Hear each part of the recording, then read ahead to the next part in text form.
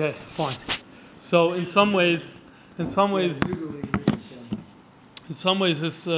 shear picks up on the discussion that we've been having in the past weeks, and in other ways it's entirely new and different. We did touch on the question of the new status of Jewish law, of halacha, when Moshiach comes, mostly through the prism of establishing the Sanhedrin and Smicha. And so this is an opportunity to explore more deeply this question of, is halacha going to change? Now let's just clarify the question. In terms of a matter that's derived through the Yud Gimel Midrash attorneys Rashas Bam, or a matter that's a din d'Rabbanan, as we spoke in previous classes, there's no question, there's no doubt that that's something that could change. You don't even need Moshiach for that. As long as you have a proper Sanhedrin, and the Sanhedrin is doing its job properly, then it can overturn a past limud, or it can overturn a past gzeira. The issue gets more complicated, very complicated, when it's not that. When we're talking about a straight-up mitzvah in the Torah, for which is either written clearly in Torah Shebechsav, or you have Torah Shebal Peh, but not in a oifen of a gzeira shav and a kal v'chomer, but pashat Allah l'moshe Messina, the oral tradition of what it means. Here you have Rambam's principle. Which one? I don't remember. The fifth one? The ninth one? One of the principles the Rambam says is the ninth principle, that HaTorah lo tibatel, and that refers to Torah Shebechsav together with this oral pirush, not including the gzeira shavas and the binyan avs and the gzeira d'Rabbanan. Okay, so what we're going to discuss today goes to that, because last I checked, when we don't eat a pig in Yiddishkeit, or we say pig is not is a treifa animal, it's not because it's a gzeira d'Rabbanan. It's not because Chazal derived it, whatever. Therefore, no. It says straight up in the Torah, that's HaChazer, and the oral tradition has told us that Chazer refers to the pig. And so, therefore, how could there even be such a tradition that says that the pig is going to become kosher l'asad lavan? Now, when you start learning this topic, you see that it's not so pashut that it will be. Who says that it will be? So that's what this class is going to be. Is going to be examining this topic, and Bein Advarim we're also going to address the bigger question of whether Bechlal things could change, despite the Rambam's ninth principle, whether things could change when Moshiach comes. That's a general introduction. Okay, so we'll do a very Chabad-centric way of beginning, and we'll begin with a passage in Likutei Torah. This is a typical line that appears many different times in Chassidus, and here's one example where the Alter Rebbe writes, even you, in text 1, Ha'inyan yuvam behektem maimer azal, we'll understand whatever we're trying to understand based on the maimer azal of Osid Chazer li Tor. That in the future, the Chazer is going to become Tor. Tor in this sense means the Pashas is going to become kosher, and then Alter Rebbe goes on to explain what the significance of this is according to Kabbalah and Chassidus. Alter Rebbe is not the only one. In the Alter Rebbe's Kufa, and before him, there are other Gdolei Yisrael that quote a similar Maimer Chazal and a similar thing. Now, right away, that's one of the things that we're going to address. Right away, you have the Tzemach Tzedek. When he printed the Likutei Torah, he allowed them to print his Hagoyis that he wrote on the side of the Maimarim. And here, Tzemach Tzedek writes a very interesting ha'ara. Ayin b'medrash Tilim simin kuf mem vav al pasuk mater asurim. So that's one place to look. Secondly, look in the Sefer Ma'orei Or. Sorry, the Yud fell off. Ma'orei Or oisches sivav v'ayin b'rabbis. So it's Parsha Shmini. Rabbis means medrash Rabbah, so it's called rabbis because there's a whole bunch of different ones. As we know, it's Breishis, Shmois, Vayikra. These are not one medrash; these are separate medrashim. Tzemach Tzedek always calls them rabbis. So it's Parsha Shmini. So the Tzemach Tzedek gives us three places to look up if you want to know what this Maimer Chazal is all about. So let's check up these three Ma'arim HaKoyim. So first with Midrash Tilim. So the Midrash Tilim is the second source. Shteit Azoi Hashem Mater Asurim. God is going to release the things that are tied. Ma'o Mater Asurim. What does this refer to? So Mshulta Shomikra we mean, and we say Bechlal, like in life, the human body may be that way when we're sleeping. When we wake up, it's not that way. Or generally in life, you could have people who are tied down in prison, incarcerated, or whatever it is. Mater Asurim. The Midrash gives a very interesting pirush. It says, Yesha, in one opinion, says, Kol ha-behema shenitma'as b'olam hazeh, all non-kosher animals today, metaris, HaKadosh Baruch Hu, are going to be kosher, That's one opinion. The Yesha, What does what mean? Offer. Oh, so there are different prints of the Midrash Tehillim, and I think his name was Shloime Baber or Buber. He's actually, what's his name? Martin Buber. He's related to him. He may be his grandfather. I believe so. He was a Rav, Buber. He was like a modern style Rav in Vienna, I believe, in the 1800s, and a scientific. He was very into Midrash, so he printed his own Tanchuma. The Rebbe quotes all the time, Tanchuma Buber. Yeah, it's different. He had a different Ksav Yad, and it's a difference. You have the Tanchuma Vilna and Tanchuma Buber, two different Tanchuma. It's very different. I never sat to compare. There are definitely differences when you look one over the other. And so the Midrash Tehillim, he also did a print Midrash with his own ha'aretz on the bottom. Martin Buber still around. What was that? Martin Buber still around. No, he died a long time ago. Okay, now the Yesh Oimrim, but there's another view. Einoi matiron laslavin. Nah, it's not going to be mutter. These animals are not going to be mutter. So then, what's mater asurim? Ein asur gadol min anida. Sha'isha roya dam va'asara kadosh baruch hu labayla. Laslavin matira. It's interesting, lashon. There's no bigger isser than nida. I'm not sure what that means. And laslavin, it's going to become mutter. So this is the first Maramakim that Tzemach Tzedek wants us to look at in figuring out the Maimer Chazal of Asid Chazer Litor.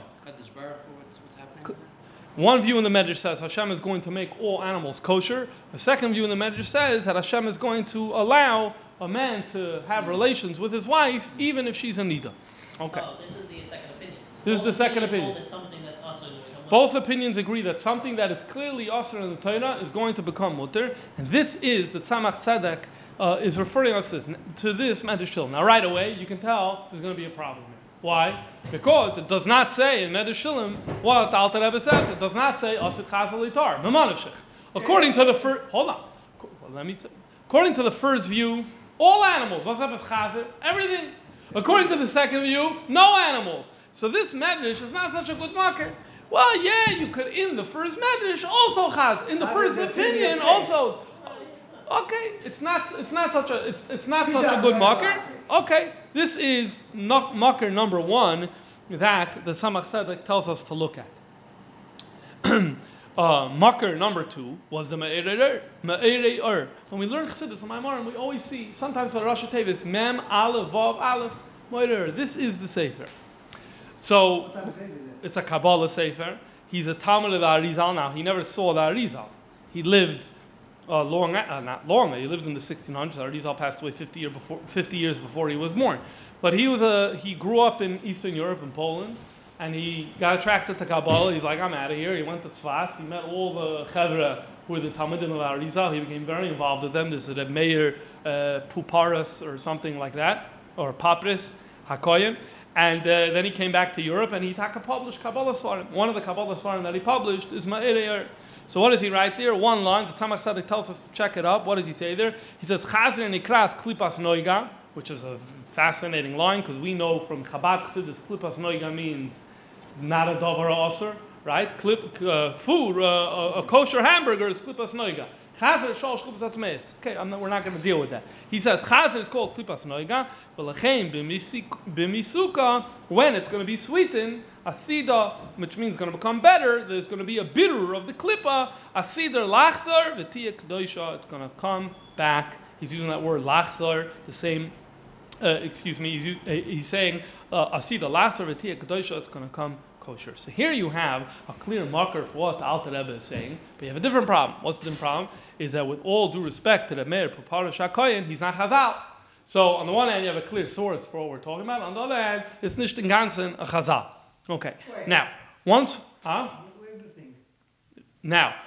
we're on this, before we go to the third marker that the Tzemach Tzedek brings, I thought it was quite interesting when I went to look up this thing, and I'm scrolling through, and I come across the Haskamis, and what do you see on this is the Haskamis for the print of, the Sefer is called Ma'eres Nasan, by the way. Within Ma'eres Nasan, there's two sections. One's called Ma'erei Ur, and one's called Yoyer Nesiv. They're on the same page. Ma'erei Ur, Yoyer Nesiv. And Yoyer Nesiv, I didn't check so much to see what it was, why there are two, but on each page you have Ma'erei Ur and Yoyer Nesiv. Okay. So in the front, there is haskama from none other than the b'cher of the Tzemach Tzedek, the Baruch Shalom. Look on the left side. This is the second print of Ma'ir, at least the second print. It was printed in Tafresh Chav. Look at the haskama that Baruch Shalom, the oldest son of the Tzemach Tzedek. By the way, look at the way he's titled here. Harav Hagoy Mekilas Kodesh Lubavitch. So, a reader would assume that, he's the Rav of Lubavitch, or like maybe, but whatever. I don't know who chose those words. But this is about a year or so after the Tzemach Tzedek passed away. The Tzemach Tzedek passed away in Nisan, Tafresh Chavav, and the Baruch Shalom was the only one, we're told, that didn't serve as a Rebbe after the Tzemach Tzedek passed away. All the other ones did. He was, I guess, living in Lubavitch at this time. And he writes over here that it's this is wonderful sefer. He's Migurei Hari. He doesn't need Askama.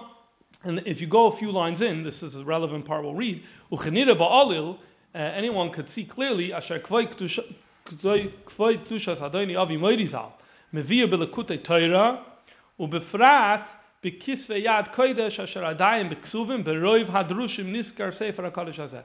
The Tzemach Tzedek, everyone knows, brings Meirei all the time in the Lekutei Torah. And then there's many Svarim of the Tzemach Tzedek that have never been printed. They were only printed by the Rebbe. The whole Eira Torah set wasn't printed, but he obviously had access to it, and he brings Meirei all the time.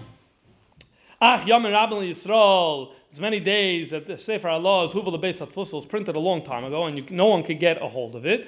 The Rabbim Mishtoking Lehagais Beimrei Peh Kodesh. Adoni Avi Meirizal Nishmas Yedim Asher Hem Huva Divrei HaSefer HaKodesh Hazeh. And many people want to learn the Maimonim of the Tzemach Tzedek, and therefore they need this sefer. So Lazeh, therefore, my son-in-law, Nis'ayr Chasni Amuflog Meshulam Neira Yoyer Mekilas Kodesh Varsha. He married his daughter. Rabbi Baruch Shalom had a daughter named Rivka.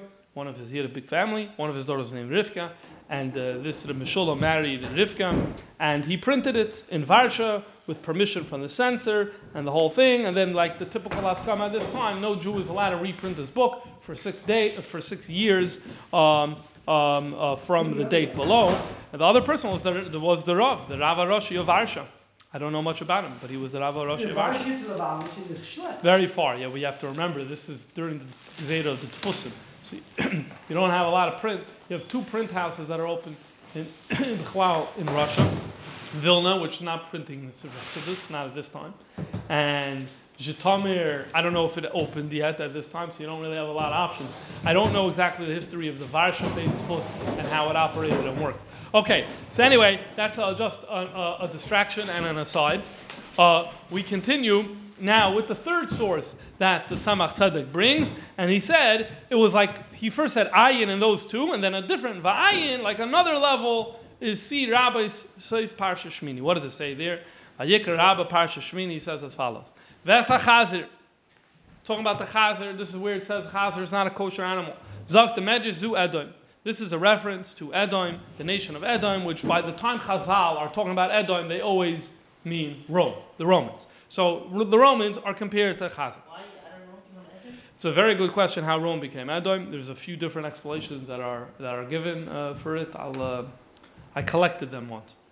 I have them, but I don't remember the explanations offhand right now. It originally meant a nation that lived on the southeast of Eretz Yisrael. That were Bnei Esav. They had nothing to do with the Romans. It's different explanations. Some people want to say that they moved from here to there. I don't know. There's three or four different explanations. Okay. Now we go weiter. Zok the Medrash weiter. V'hu geira lo yigar. He doesn't chew his cud. Right? That's the geira lo yigar. Zok the Medrash, a deeper pshat. She'ena goireres malchus acharel.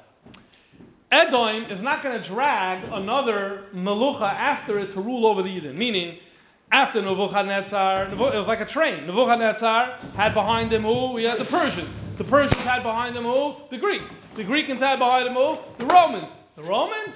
No, it's not dragging. It's the last car on the train. It's the last gallows. Once we're done with the Romans, we're not. Once we're done with the Romans. Yeah, I hear you. Okay, fine. Let's stick to the topic. The Lama Nikra. So now the Shaila. Okay, so he told me the Chazer is Rome, and Rome is going to be the last Galus. The Shaila. Why are we calling Rome a Chazer? Velama nikra shma chazir zok the Midrash shemachazeres atara libaalel, because it is going to return the crown to the Jewish people. In other words, the last Galos, what's after them? The glory is coming back to who? The Jewish people. So the Rome is going to take off the crown of their head and they're going to give it to the Jewish head. And so therefore it's called Chazer, returning. That's the word, Lashon returning. Hadod, indeed, this is the pasuk. You're going to have Jewish people who are judging Esav, which is Edom. That's going to really express the idea that the superpower has changed hands from Rome being the superpower to the Jews being the superpower, and that's why they're called Chazer Shamachzeres. Okay, this is the third source that the Tzemach Tzedek told us to look at, and the question is, what do you see here? In the Choira, the Pashas, you don't really see anything here related to an animal of a Chazer becoming kosher, at least not Bashkafa Rishonim. So in the first two, it was close. The last one, there seems to be nothing. If you look back, if you're Medayik in his Lashon, he says, Ayin in Midrash Tilim and Sefer Ma'orei Or. The Ayin in the third source, like indicating that it's taka a different gather. So what's going on over here? So we're going to explore. We have to go further. And we have to find the makar of this Ma'amar Chazal. And then we'll maybe understand, perhaps, the Derech Efsher at least, what the Tzemach Tzedek is trying to indicate in this instance. Okay? So, what taka is the makar for this? So, if you check, you went through all of the Sifrei Chazal, and you put these words in, Asid Chazer Litor, you're not going to find it. And because of that, already in the 1500s, the Yefei Toyar, who's a very prominent sefer on Midrash, it's not so easy to read. At least the print that I had access to is very hard to read print.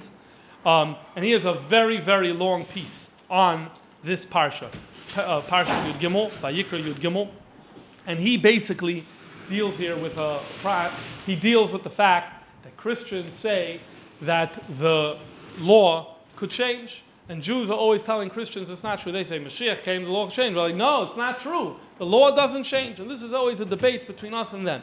And he goes on how they're driving us crazy about this, and this is a big problem. And so therefore, let me explain that it's not true. The Torah is never going to be bottled, and goes on and on and on and on about this. The Chazer. So he says it doesn't mean that. It means something else. It doesn't mean that. Then he goes further and says the following: Lefi daiti lo hoya v'lo nivra. This Chazal never exists. He saw this Midrash too. He didn't see the Midrash. He saw it in Sfarim. Yes, it existed in Sfarim, just like in the Alter Rebbe in the 1700s, and the Meir Puprish in the 1600s. There was in Sfarim, so too already in the 1500s. I'll show you all the way back in the 1300s that Jews were saying this. So he says, we never found it in any Midrash. And I think one of the later guys, Himtziu, made it up. For a way of speaking, lefarish, or as a riddle, lefarish by echamei perushim and iskarim, in order to convey one of the perushim that we mentioned earlier. It's not again what is perushim are. We'll see many other perushim going forward. He's basically trying to say is haderech hamedrash pliya. Many of the midrash pliya that we know as midrash pliya were rabbis that made riddles. They made riddles. They said this, or what does it mean? It's not like it comes in an actual sefer. And why? They were trying to convey a point. So he's saying that's what happened over here. He goes further. Because very few people had midrashim in earlier generations, because there was no print. Remember, he's living, he's born less than 100 years after the invention of the printing press. So he's like in the previous generations, people didn't really have midrashim. So he had someone who wanted to pretend like he's smart. So he's Mamsi Eza Maimer, he invented a Maimer Chazal, Sheyefurish by Pirush Halatzai, and then he's able to say what the riddle means. And he would say, it's a Midrash, and it's a name of a Midrash, that so far no one even has this Midrash. And that's what happened here. And once all the Jewish preachers were using it, then the people who have complaints on us, who are the people who have complaints on us? People who have complaints on us are the Christians. and they are using it. So in other words, Christians were using this thing. Oh, you guys say the chazer is going to become kosher l'asad lava. So what's wrong with what we say? And this bothered him very much, and therefore he said that it's not true. You don't find it in any Midrash, and it was just made up to bring out a point. What's the point? Whatever, you can say tides this way, tides that way, or another. Okay. So is it true that this taka has no makar? So it's not really true that it has no makar. It's a little more complicated than the author of the Yefei Toyar, writing in the 1500s, made it out to be. So let's turn back to Rabbeinu Bechaya. Rabbeinu Bechaya says the following on the pasuk. Umedrash Tanchuma, he quotes a Tanchuma. Also, again, on Rome, Lama nimshal malchazu lechazer. Why is Rome compared to a pig? She'asid HaKadosh Baruch Hu lahachzir alei midas hadin. Because God is going to bring back onto them midas hadin. Okay, God is going to retrieve midas hadin, so to speak, and punish them. So that's why it uses the word lahachzir. So now it's similar to the other one. Before it was like lashon lahachzir atar labayla. Now it's lahachzir alei midas hadin. That's a tanchum. Okay, we have this tanchum. Some versions of this tanchuma say differently. Sha'asid lahachzir ha'torah liyoshna. Oh, that's very similar to the Vayikra Rabbah that we saw earlier, right? Very similar. Sha'asid lahachzir ha'torah liyoshna. What does that mean? What does it mean that Rome is going to bring the crown back to the way it used to be? The meaning is Kishnei Hamikdashim, the first base Hamikdash, the first two, Nivna Idei Yisrael, were built by Yidden, by Yisrishin, by Shloima. The first one was built by Shloima, who was Mizera Yehuda. By Yesheni, that must be a typo. Probably Bana Zerubbabel. Zerubbabel built the second one. Shayaganke Mizera Yehuda. He was also from Zera Yehuda. Ava Bayis Hashlishi Asidu Umazul of Nois. The Romans are building.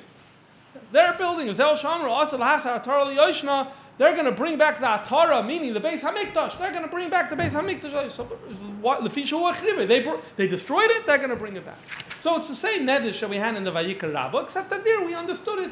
The Atara being who's going to be the superpower. That's the pashas of the Midrash. He's touching it. They're going to actually build the Beis Hamikdash. It's interesting because we have a discussion. Who builds it? The Yidden build it. God builds it. We have another tradition. The Romans are going to build the Beis Hamikdash because they destroyed it. That's pshat. Then he goes weiter and says, you have a third version. A third version. What's a third version? God is going to bring it back to us. Now, the masses understand the masses understand this Midrash to mean that God is going to bring it. What's the it? The pig. God is going to bring it back. What does it mean, bring it back? I guess it was once kosher before Matan Torah, and after Matan Torah, and when Moshiach comes, it's going to be mutter. That's the masses. So already now, just pause here, already in the time of Rabbeinu Bechaya, he passed away in 1340, there were Jews going around saying there's a Midrash that says the Chazer is coming back. That's a long time ago. Now, says he, I disagree with the masses. The explanation is, ala koyach shalosh u'meisel Yisrael. If God is going to bring it, doesn't mean the pig. It means it, meaning the Romans, which is what we're talking about. They're meisel Yisrael, lo asid. In the future, Yashuv imshar kol hakoyches. It's going to come back. The Romans, Lazar v'litzmech Yisrael ki yarba shalom ba'olam. They're going to. So, asid HaKadosh Baruch Hu lachziro elanu is going to bring the Romans back to us. Means that they're going to support us. This is the right meaning of this thing. So the bottom line is, you see here, you have what the Tzemach Tzedek is talking about. Lama nikra shma chazer, shamach zeres atara lebala. Right? That very Midrash is also in is also in the Tanchuma. And that very Midrash that Rabbeinu Bechaya quotes, that very Midrash that's also in the Tanchuma that Rabbeinu Bechaya quotes, he quotes a different version that says lachziro ilanu, which the Hamoin understand means it's coming back to us. So, I mean, I don't know exactly what the Tzemach Tzedek had in mind, but ultimately he's pointing to a Midrash, another which is in Vayikra Rabbah, another version of that same Midrash is in Tanchuma, which had a variant text that said something which is understood by Jews in the 1300s to mean that the pig is coming back. So So that's l'choira, the kavana of what the Tzemach Tzedek was referring to. But on the other hand, whereas the Alter Rebbe takes the pashtos, like the Hamoin, osid chazed litor, what do we see here? Rabbeinu Bechaya says it's not true. It's not happening. So the text is true, but the interpretation of the text is not that it says osid chazed litor, but the text of the Midrash is not true. Indeed, there is an entire line of Chachamim, starting from the generation of Rabbeinu Bechaya, we have a good few of them, who quote this version of the Midrash. Asad HaKadosh Baruch Hu la'achzir lanu, lama nikr shmo chazer, sh'asad HaKadosh Baruch Hu la'achzir lanu, and each of them interpreting in a way which willy-nilly, however you get there, you're not eating pig, loss of lavoi, at least not in a normal, standardized way. So we're going to go through all of these texts that, again, have this Midrash, but don't understand it the way the Alter Rebbe understands it. So Rabbeinu Bechaya is one. Number two is the Ritva, same generation, Mamish, the same generation. He is dealing there with the Gemara. The Gemara there says that pigs have 9 kavim of negoyim that exist in the world. So he writes over there, Yesha Pirshu Edoim. Some people say that this reference in the Gemara is referring to the Romans. Leim Omru Ba'agada, about which it says in the Agadata, in the Midrash, Lama Nikra Shmoi Chazer, why are the Romans called Chazer? Shasad HaKadosh Baruch Hu la'achziroi liYisrael lasad lavai. Because God is bringing it back to the Yidden lasad lavai. So here again, it's that text, that variation that we don't have. God is bringing it back. Asad HaKadosh Baruch Hu la'achziroi liYisrael, but clearly he's saying this is going on the Romans. Rekanti, same generation. You already know the Midrash. Small variation, but the same idea. God's bringing it back. And then you have a different Midrash. What is the meaning of both of these? It's the power of Rome. Daniel had a vision and he saw 4 different animals. The first 3 are described, a lion, a bear, I don't remember what they are. The 4th one is not given a name. It's just a very, very scary looking monster. And it's understood that that's the Golus. Many interpret it as referring to the Romans. And he says, it's a chazer. And this pig, meaning the Roman might, is going to be subservient to the Jews, and that's what it means. The Chazer is coming back to the Jews, meaning the Jews are going to be the superpower. That's how he understands this Midrash. In the same century, you have Reb Abba Mori. Reb Abba Mori lived in Lunil. Rekanti, his name is Reb Menachem Rekanti. He's a Makubal from the time of the Mamish, the same. It's a Kabbalah Sefer. Yeah. So we have 2 Sfarim for the Rekanti as far as I know. We have a Kabbalah Sefer, and we also have Psukim. So there's a city in Italy called Recanati. So his name is named after the city in Italy, just like the Rid is the Trani. There's also a place in Italy called Trani, and the Bartonura is from a place in Italy called Bertonoro, and many of the Saforno is named after. You see many of the cities in Italy. They have people's last names of it. So that's him. I don't know much about his life. But he lived in Italy. He wrote a Kabbalah Sefer. It's a Pirush on the Torah. It's like whatever. It's pre-Arizal Kabbalah, so it's like it's very different. And then you have, as far as I know, it's not brought to Chassidus Chabad that much, if at all. And he also has Psukim. There's something called Piskei Rekanti, and that's him. Oh no, there is a machlokes. Isn't there a big machlokes between the Rekanti and the Mareches? Chassidus about the Sfiris. Okay.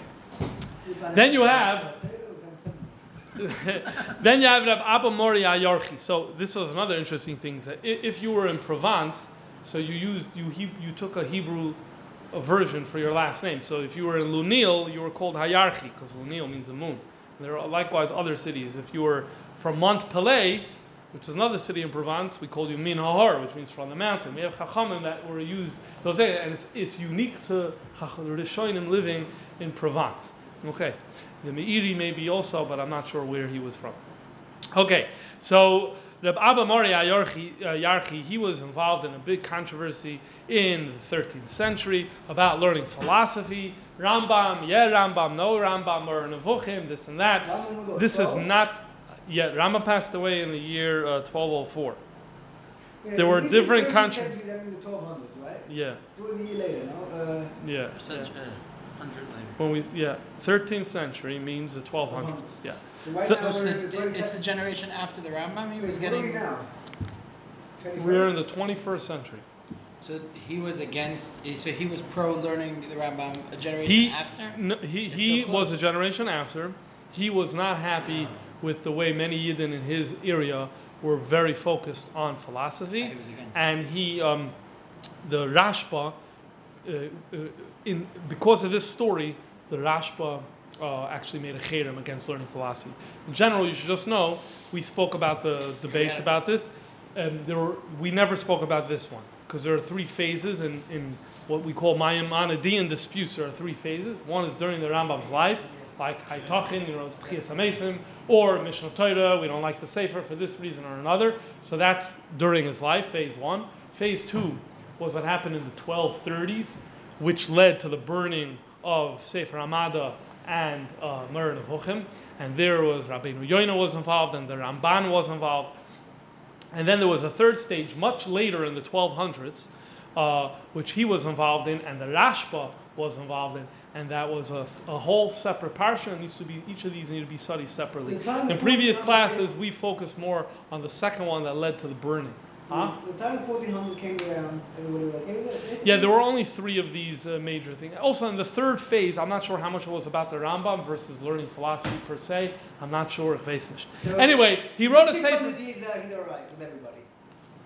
He wrote a sefer called Minchas Knois, or excuse me, he wrote letters, and they're published in a sefer called Minchas Knois, and he writes the following. Zeh Shamar b'Medrash Lama Nikash Meichatim Neish Asar HaKadosh Baruch Hu Lachziro Lanu is coming back.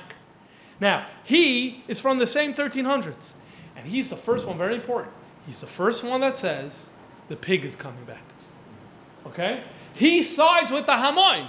The Hamoin that Rabbeinu Bechaya said are wrong. He sides with them. It's not wrong. The pig is taka coming back, but not that we're going to eat it.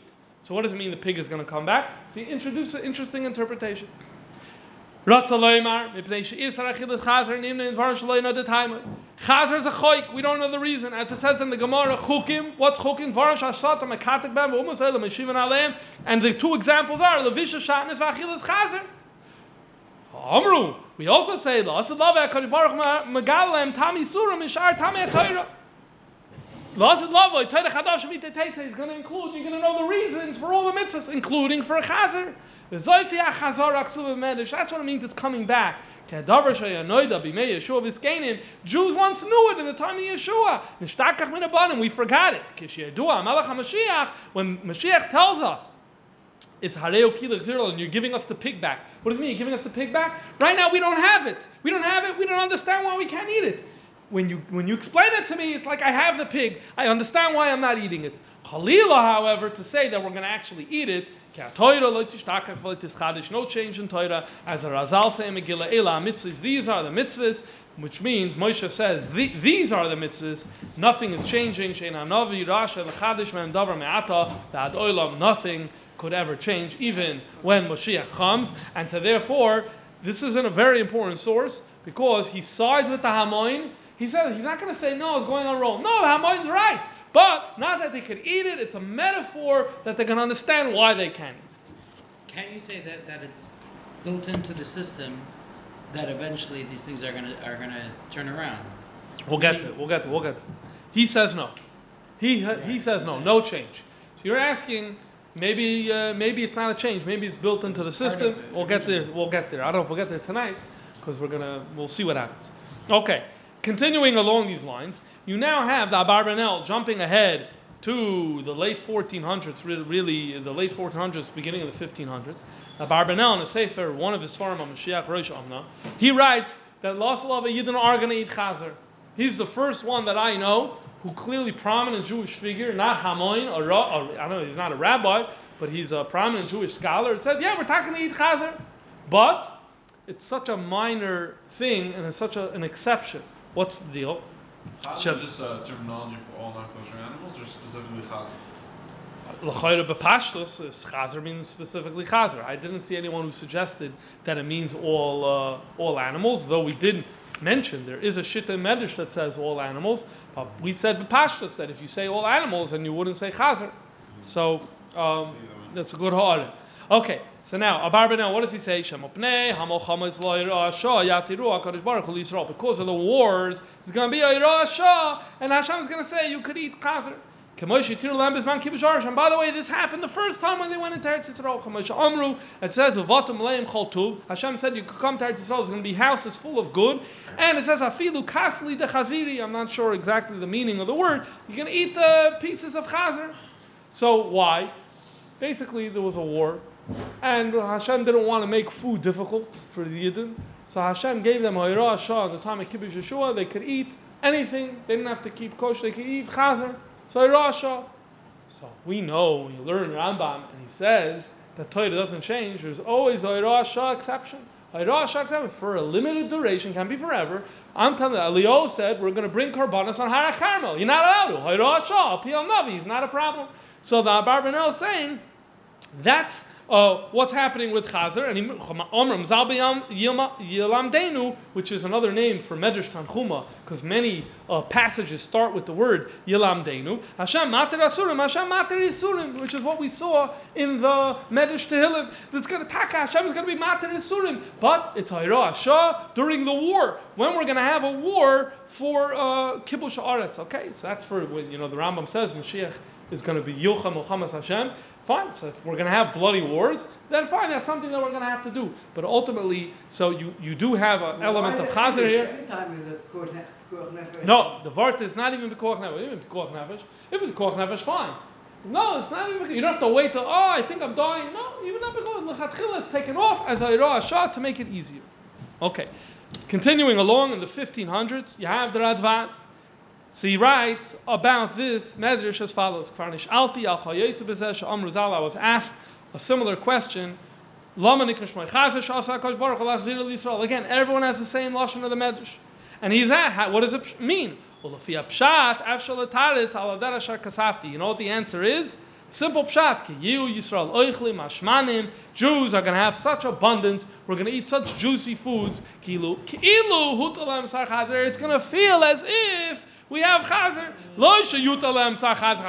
God forbid you're going to be able to eat chazer. You have everything. If you have everything, you even have chazer. Then he goes, the Radvaz was a shtickle mekubel, and he writes, Al derech hasoid, you should know that according to Kabbalah, yesh lamayla sar echad, you have a malach shmoi chazriel. This is quoted in the Zohar. V'hu kateger al Yisrael. He's an accuser against the Jewish people. Also, HaKadosh Baruch Hu la'achzir li Yisrael li'echlem sneger vid'ehu, I'm not sure. He's going to come back as a protector for Jews, which takes you back to the Kanti and Abenu Bechaya and all those sources saying that Rome, instead of it being Rome, it's a Malach Lamayla, instead of being a foe, is going to become a friend. So that is Radvaz. And finally, the last source of this category is a Sefer Or Yekares. I don't know much about the author, other than that his Sefer is printed in the 1700s. And I'll tell you what he says outside. He says outside the following.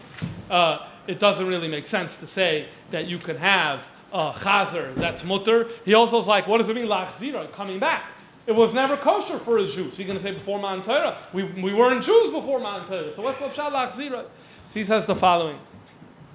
The Gemara says that everything Hashem gave us forbidden, there's a corresponding item that is permitted. And it says, going to get a whole bunch of things.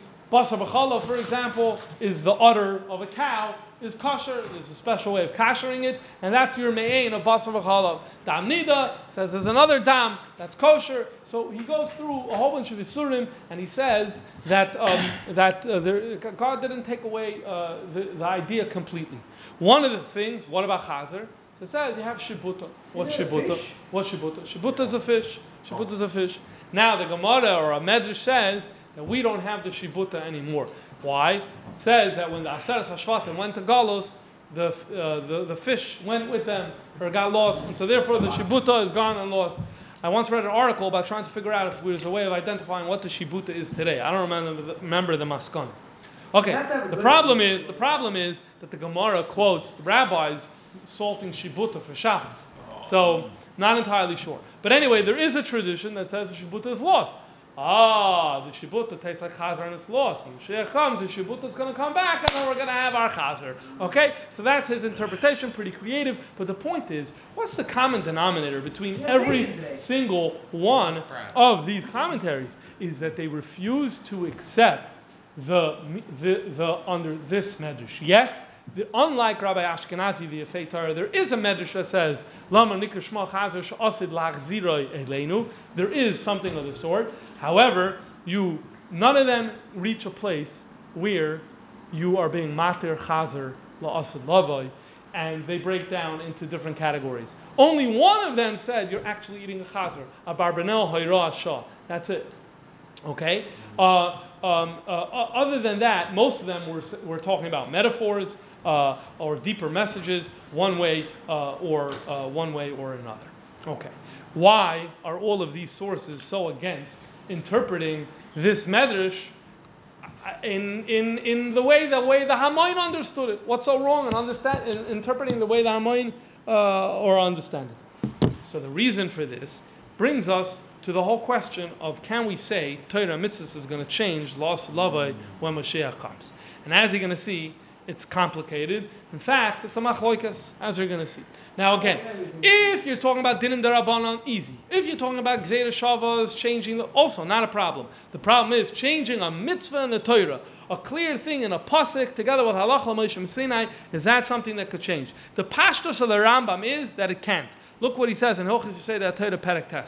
Davar barur and mefurish b'Torah. It's clear. She mitzvah medes la'olam lo me'olam is forever. Ein lo shina v'lo garam v'lo tesafes.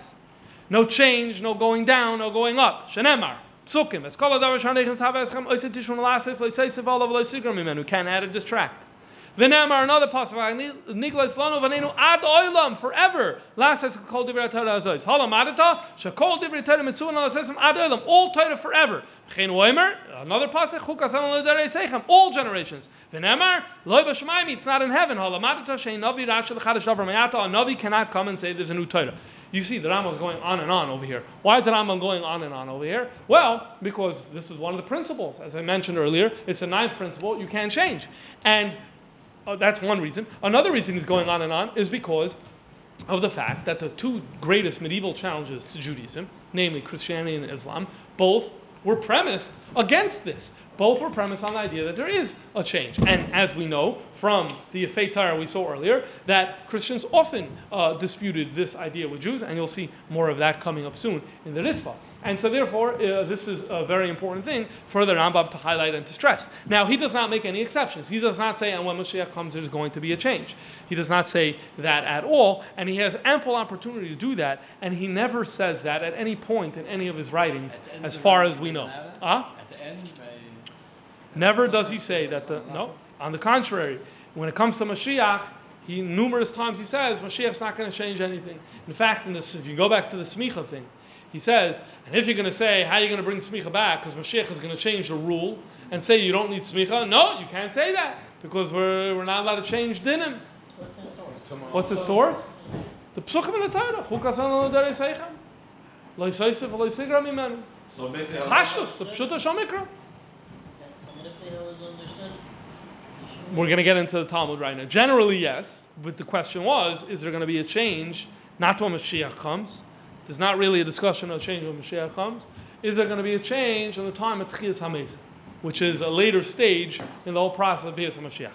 So that's where we're going to go to now, and we're going to see, even here, it was a debate. Okay, a major debate. And again, the pashtus of the Rambam is not. What was that? What wasn't a debate in Judaism? Yeah, what wasn't a debate? So let's, what were we saying? You had a question? No, I was just saying, halacha could change, like Beisham Beis Hillel. Yeah. Why could Beisham Beis Hillel say? So really we can do a shir on that, maybe it's a follow-up, but then the answer in a nutshell is, Beisham and Beis Hillel, all their arguments are, is this a good Gzeira Shava, is this a bad Gzeira Shava? Is this a good Kal V'Chomer or bad? That, you don't even need Moshiach to change. Any Sanhedrin could overturn a previous Kal V'Chomer and Gzeira Shava. That's the simple answer to that. But we're dealing here with Chazer. Chazer is not derived. We didn't use one of the Yud Gimel Midrash Shatar and Midrash to figure it out. For a Chazer, it's a straight up pasuk in the Torah. So this is the issue. So now, will things change in the era of Tchias HaMesim? So, B'Pashas, you have a Gemara. The Gemara says like this: Nida Samachalaf on the base. Don Rabbana, and the Brayta says, Beg Chava by Kilayim. If you have a garment and Kilayim got lost in this garment, what does it mean? It got lost. It means that you can't find it. Let's say it's wool, and you know there's a string of linen in the air, but you can't identify. You can't take it out.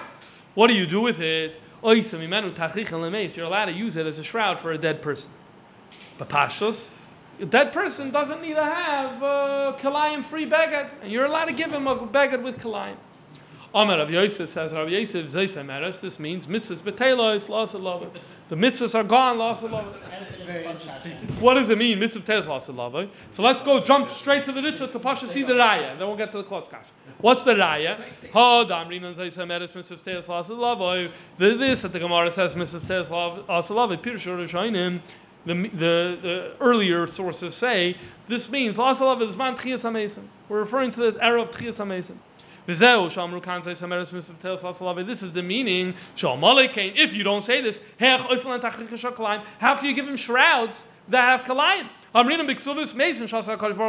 When they arise from the dead, they're going to get up in their clouds, in their shrouds. They're wearing kalayim. Elavade is a raya, Mrs. Tails Hasalave. That's Rabbi Yosef's raya. This is Rabbi Yosef's raya, Mrs. Tails Hasalave, because we're not going to care about Kalayim. And why Kalayim? We're not going to care about Kalayim. We're not going to care about any mitzvahs in the era of Tchias Hamezin. Yeah, what's the Klos Kasha? No, I was going to ask, like, by the time the Tchias Hamezin, their bodies would disintegrate. The clothes would disintegrate. It could happen, and then they get the. Right, look at the mummies that they found in Egypt. It's still intact. The bodies? No, the bones and the stuff they wrapped them with. They're going to wear other things. Okay, now what about? The later stage. Yeah. As the Ritva clarifies right now. Why? Because Shmuel says the only difference between now and Moshiach is that now we live under, we have to be subservient to non-Jewish governments. And Las Lava, they're going to be subservient to us, not the other way around. That's the only difference. So it sounds like mitzvahs are not going to be batal. Don't say Shmuel disagrees. And to assume that he argues on a beferish mishnah that says tachlich hameis ein b'hem mishum kalayim. It's a beferish mishnah or a brisa. So don't say he argues. Hello, the Shmuel Sayrish ain't tchias hameis klali Moshiach. He holds tchias hameis is not in the period of Moshiach. Allah came to say it's going to be later. So already in the Gemara you have multiple times where it presents tchias hameis and Moshiach as two distinct eras and periods, and so therefore even Shmuel could agree with this. Not Moshiach. In the era of Tchias HaMeisim, you're going to have mitzvos betelos la'asid lava. Now, the Ritva accepts this interpretation, likes this interpretation, and indeed holds mitzvos betelos la'asid lava. Now, if we pause here for a second, you say, okay, so could he tolerate the idea of a chazer being kosher la'asid lava? The answer is he could. The answer is he wouldn't really have so much of an objection to this, as long as you interpreted the chazer being mutter l'aseh lava when in the era of Tchias HaMeisim and not before. Then he would be okay with it. Okay, but the Ritva is not the only point of view here. In fact, he's going to soon bring a view that disagrees. He's going to bring from the Rashba, and the Rashba disagrees with this interpretation of the Gemara. And the Rashba brings rayas, so he preempts and addresses those rayas right now. This is very interesting. I'll say outside. There's a perek in Yecheskel that talks about Atzamasi Aveshes, the dry bones. The Yecheskel is taken to a valley. There's a whole bunch of dry bones that are there, and he says Hashem shows him how they all come back to life. There's a whole question whether it's a metaphor or whether it's literal. And in that context, the Gemara says, how can you say it's a metaphor? One of the rabbis said, I am a Einokol, I stam from them.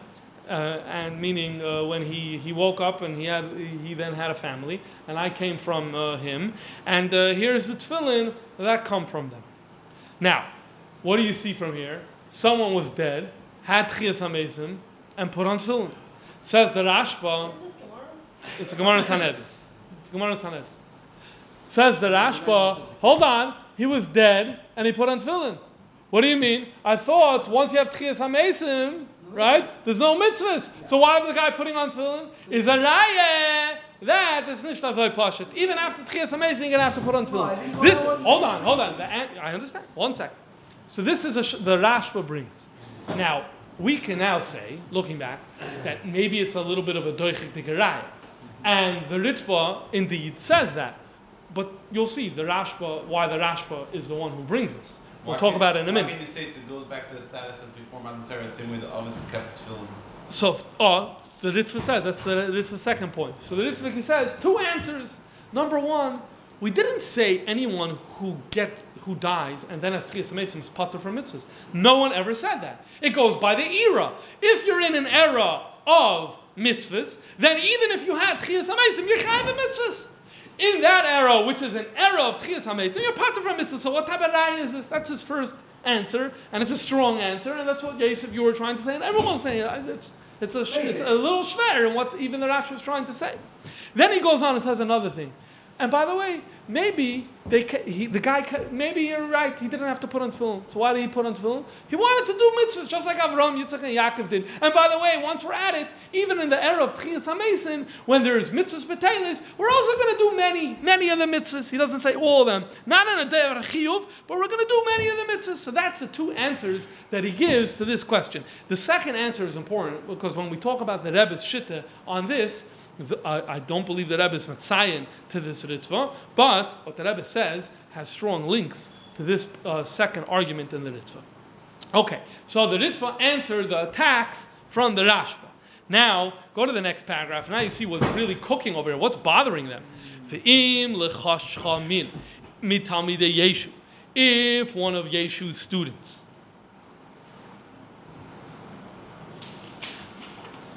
By the way, just Yehuda, when we say the name Yehuda, very often we drop the hey, Yudah, Yud Vav Dalet Aleph. Already Chazal, they did that.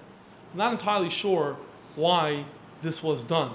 The same thing, Yehoy Shafat, sometimes called Yoy Shafat, the hey is dropped. So it's the same with the name Yehoshua. The name Yehoshua, the hey sometimes gets dropped, which is how you get from Yehoshua to Yeshu, just in case you're curious.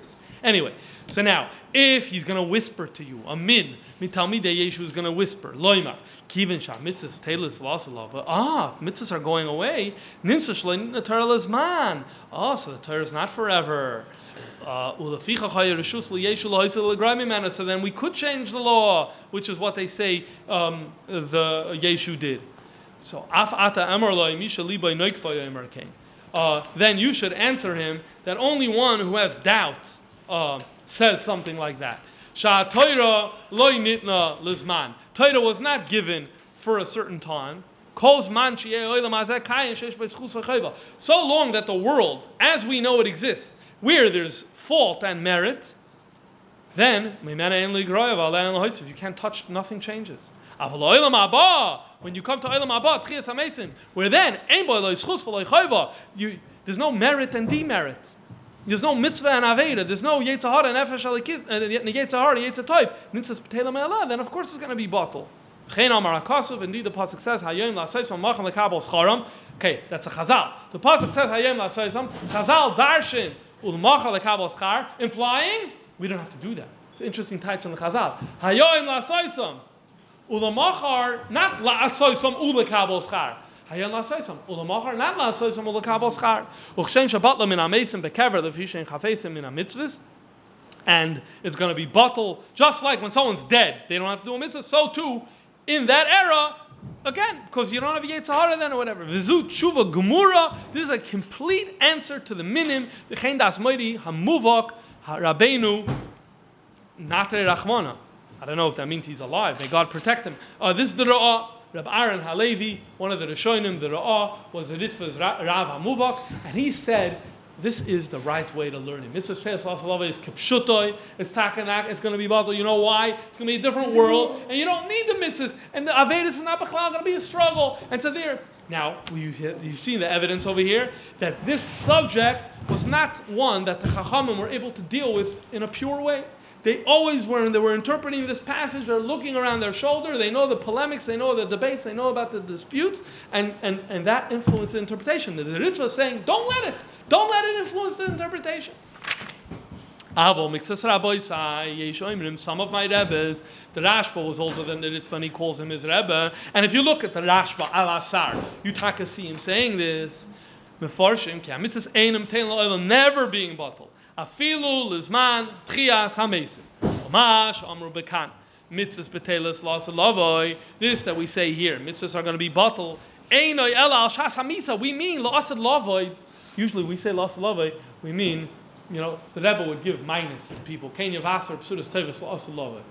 So what did the Rebbe mean? That you should be mevaser psudas tevis when Moshiach comes? No. Las lavoi means in the future. So he said las lavoi here means death. Mitzvos is bottle when you're dead. That's all he means. In other words, there's a machlokes, another shit that says that you're not allowed to do the kalayim. And this debate is, are we allowed to put kalayim on a dead person? If someone says, you can't do it, you're chayav a mitzvah, so you're not allowed to use kalayim on a dead person.